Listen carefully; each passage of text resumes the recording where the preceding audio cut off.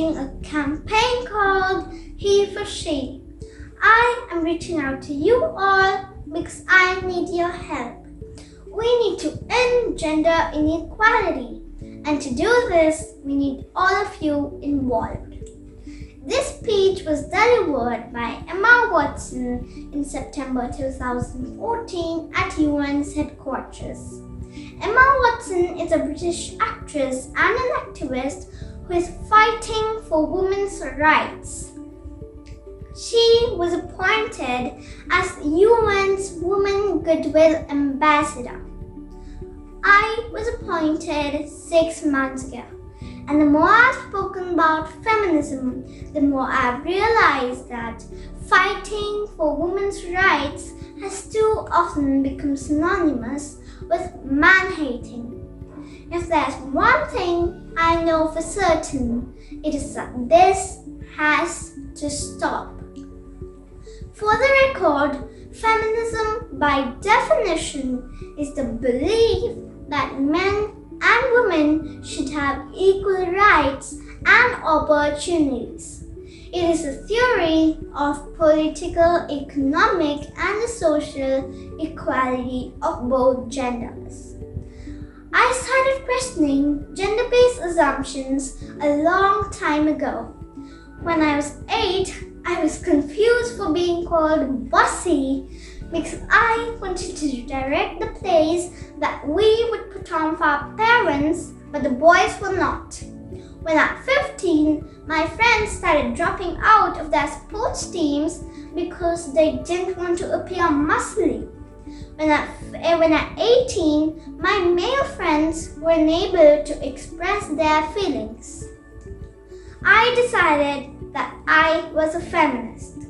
This seemed uncomplicated to me, but my recent research has shown me that feminism has become an unpopular word.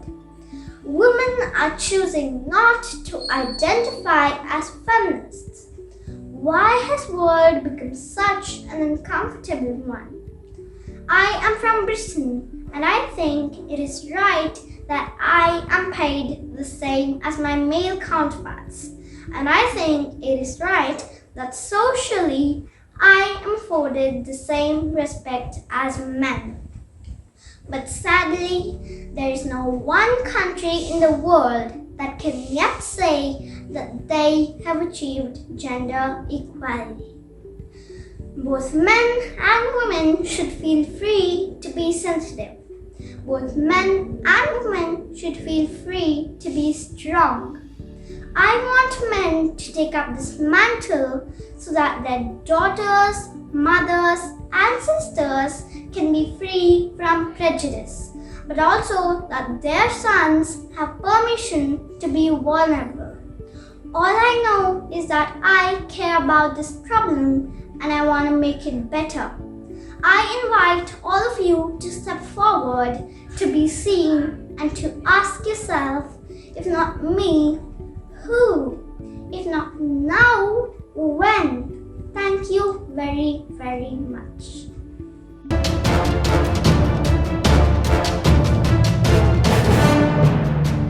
Hi everybody, my name is Rita Maria Ajit. I'm studying 3rd standard A6 High School, Kengeri campus. Today, I'm going to share with you an inspirational speech given by Reverend Dr. Martin Luther King Jr. to high school students of Philadelphia in the year 1967. Now, I'm going to present you the speech Keep Moving. This is the most important and crucial period of your lives. For what you do now and what you decide now at this age may well determine which way your life shall go. And the question is whether you have a proper, a solid, and a sound blueprint. And I want to suggest that most of the things that should be in your life's blueprint.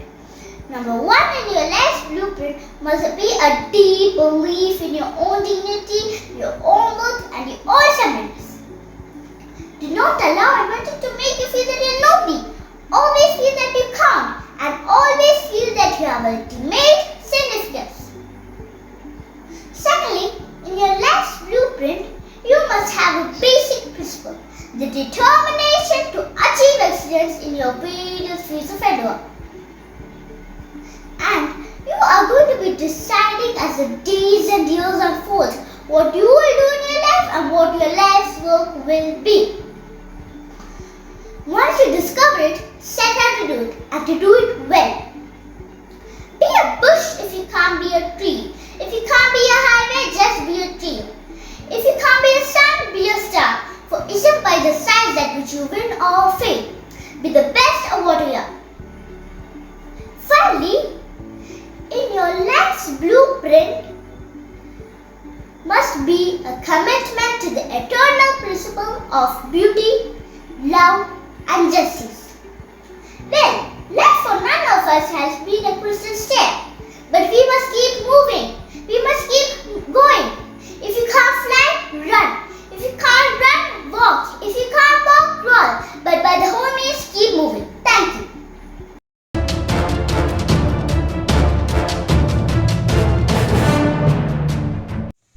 Hi everyone, my name is Riyati Kurian. I'm studying in 3rd Standard A section in Christ School, Kengeri campus. Now I'm going to dictate the speech by Greta Thunberg. This is all wrong. I shouldn't be up here. I should be back in school on the other side of the ocean. Yet you will come to us young people for hope. How dare you? You have stolen my dreams and my childhood with your empty words. And yet, I'm one of the lucky ones. People are suffering. People are dying. Entire ecosystems are collapsing. We are in the beginning of a mass extinction. And all you can talk about is money and fairy tales of eternal economic growth. How dare you? For more than 30 years, the science has been crystal clear. How dare you continue to look away and come here saying that you are doing enough when politics and solutions needed are still nowhere in sight. You say you hear us and you understand the urgency. But no matter how sad and angry I am, I do not want to believe that. Because if you really understood the situation and still kept on failing to act, then you would be evil. And that I refuse to believe. The popular idea of cutting our emissions in half in 10 years only gives us a 50% chance of staying below 1.5 degrees and the risk of setting of irreversible change beyond human control. 50% may be acceptable to you, but those numbers do not include tipping points, most feedback loops, additional warming hidden by toxic or the aspects of equity and climate justice. They also rely on my generation sucking hundreds of billions of tons of your CO2 out of the air with technologies that barely exist. So a 50% risk is simply not acceptable to us. We who have to live with the consequences.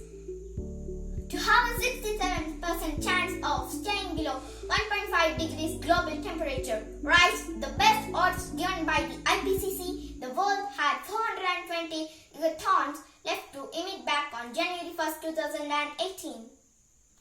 Today, that figure is already down to less than 350 gigatons. How dare we pretend that this can be solved with just business as usual and some technical solutions? With today's emissions levels, that remaining CO2 budgets will be entirely gone within less than 8.5 years. There will not be any solutions or plans presented in line with these figures here today, because these numbers are too uncomfortable. You are failing us, but the young people are starting to understand your betrayal.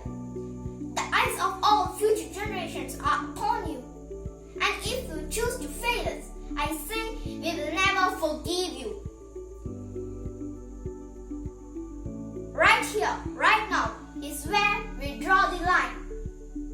The world is waking up and change is coming, whether you like it or not.